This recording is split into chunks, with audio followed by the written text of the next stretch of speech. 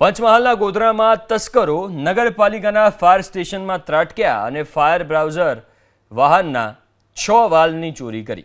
Fire સ્ટેશનમાં fire browser park કરવામાં આવ્યા હતા। મોડી રાત્રે અજાણ્યા શખ્સો ત્રાટક્યા અને પાણી ભરેલા બ્રાઉઝર ખાલી કરી તેમાંથી 6 વાલ્વની ચોરી કરીને ફરાર થઈ ગયા। ચોરી થયેલા વાલ્વનો ઉપયોગ ફાયર બ્રાઉઝરમાંથી પાણી છોડવા માટે થતો હોય છે। સમગ્ર મામલે પાલિકાના ચીફ ઓફિસરે પોલીસ ફરિયાદ નોંધાવી છે, જેના આધારે પોલીસે તપાસ શરૂ કરી છે।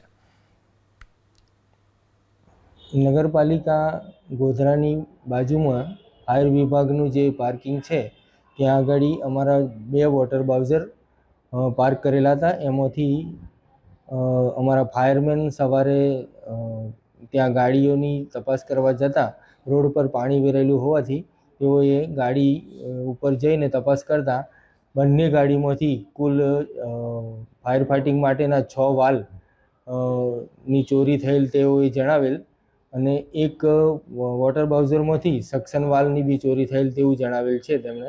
જેથી અમે ઓફિસને જાણ કરી અને ગોધરા શહેરના A ડિવિઝન પોલીસ સ્ટેશનમાં આ અંગે ફરિયાદ નોંધવા માટે આપેલ છે।